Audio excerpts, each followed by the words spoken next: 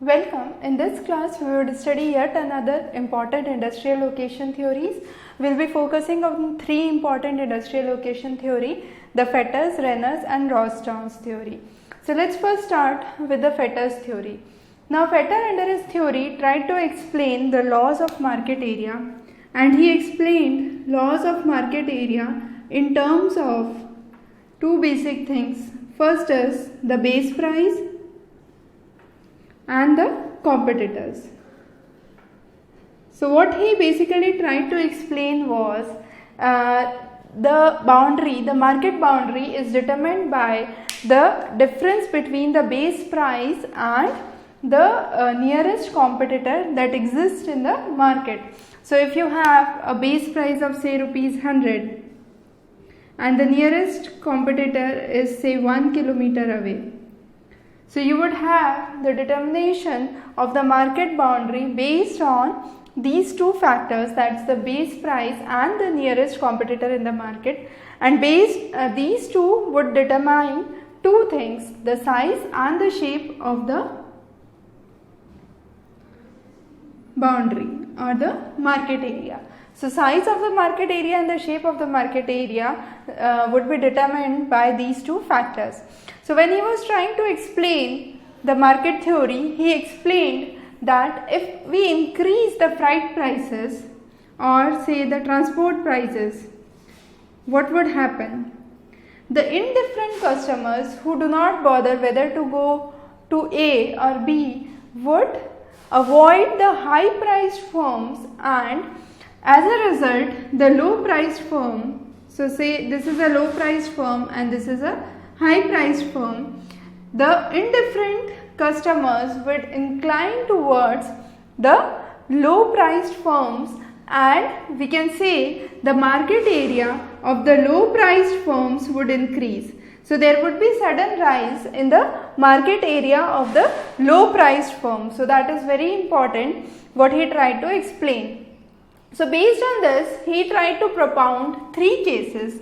The first case is where the production cost and the transportation cost are equal for both firms A and B. So we have firm A and firm B, and we assume that the production cost, we are considering two costs, that's the production cost and the transport cost.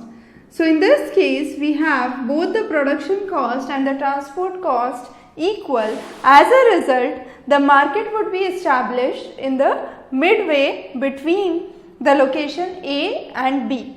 So that was the first case that he discussed. Under the second case, he tried to explain that you have higher production and there is no difference in the transportation cost of A and B. Since there is higher production at A, or the production cost at A is higher, the market boundary would shift closer to A. As a result, B would capture some of the market of A. So this would be the region that would be captured by market of B. So B would have a higher market area or a bigger market area as compared to A. Because of the higher production cost, A would be able to serve lesser market, so the market area would decrease for A. The next case is where we are trying to change the transportation cost. So in case B, we change the production cost. In case C, we are changing the transport cost.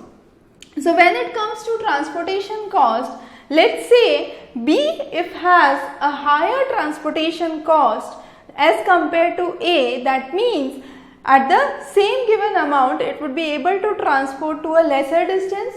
Since it would be able to transport to a lesser distance, the market boundary would come closer to B. As a result, A would capture part of the market area of B. So you would have A that would have higher market area as compared to B, because the market boundary has shifted close to B due to the higher cost, the higher transportation cost incurred by the firm B.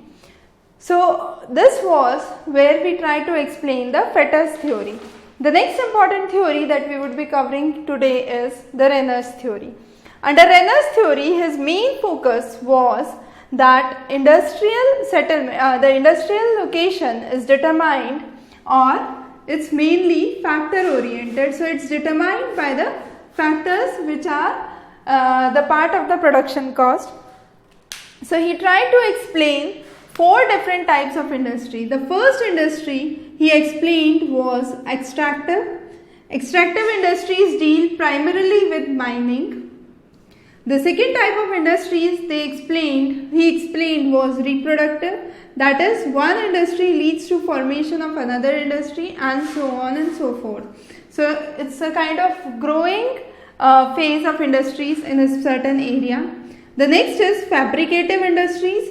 Fabricative industries are those related to manufacturing. And finally, you have facilitative industries. Facilitative industries are one industry facilitates the establishment of another industry. For example, if you have an aluminium industry, it would facilitate the establishment of a car industry nearby. So that's a kind of facilitative industry. So he tried to explain or classify industries under 4 major heads. Those were extractive, reproductive, fabricative and facilitative.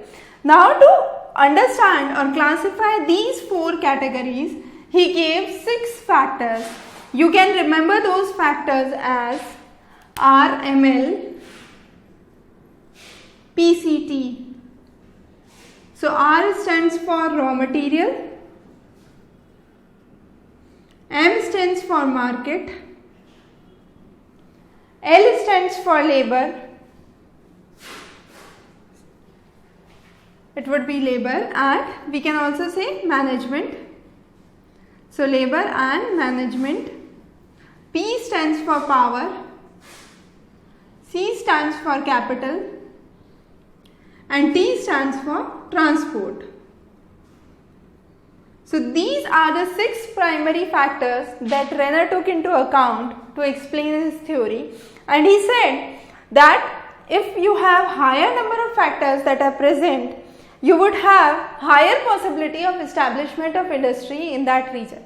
So if you have say 4 or 5 factors that are present in a region, there is very high probability that the industry would be established in that region.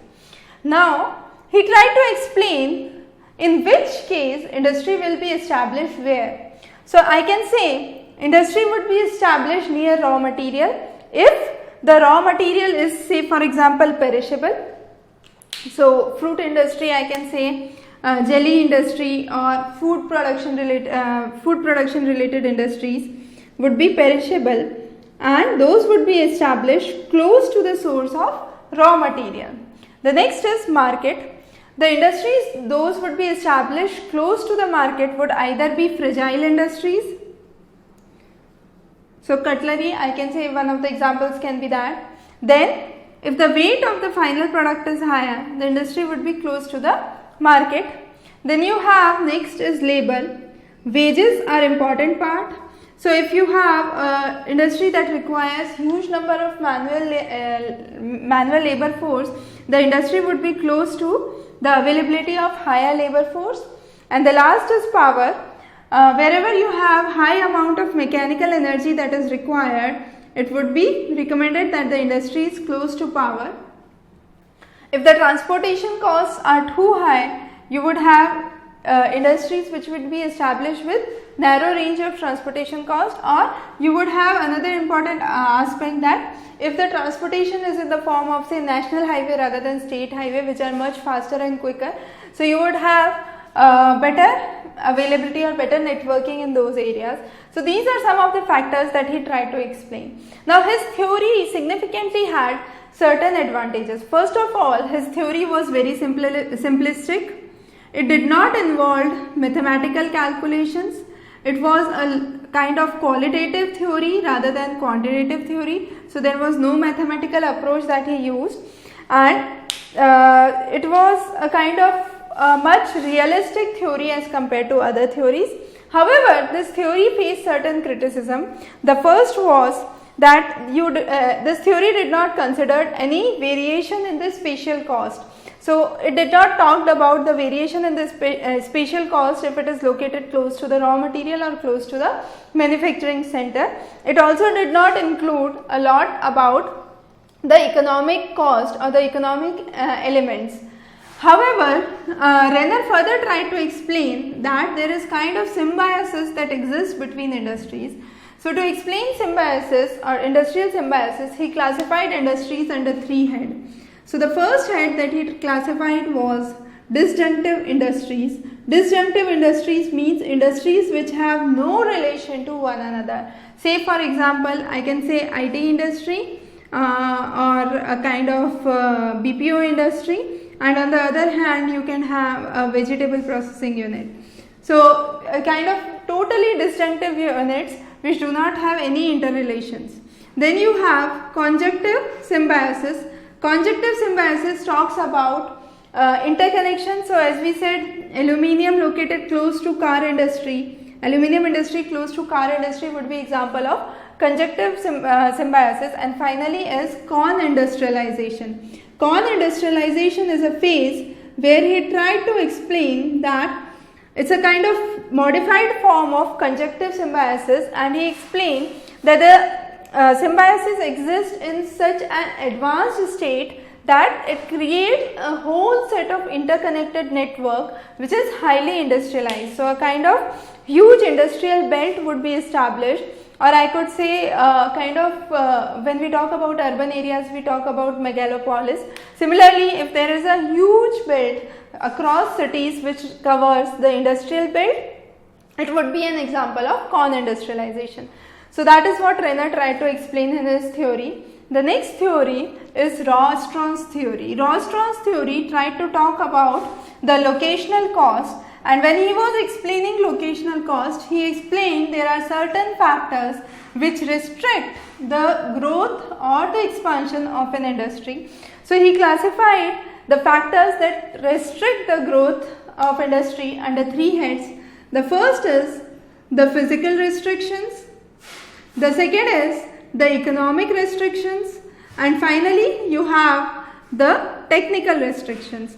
So what he tried to explain was, under physical restrictions, he explained that these restrictions are owed due to the natural resources, the natural raw material that is available, and the natural resources that are present. The economic restrictions, he talked about the spatial profit margins, and he said that spatial margins of profitability, what Smith tried to explain, he used the same concept, and he said that you have certain boundaries till where you have the product that is profitable, beyond which you incur loss. So he tried to explain there are restrictions because of the economy of space, and you need not to overdo that. So he tried to explain that cost of any product is sum of the expenditure which is incurred on the labor, the expenditure which is incurred on the transport, the land, the raw material. So it's a kind of sum of all the expenses that are incurred towards the industry. And finally you have the technical restrictions. So technical restrictions talk about, for example, you cannot have a IT firm in a region where there is no internet connection. So a IT firm must have an internet connection.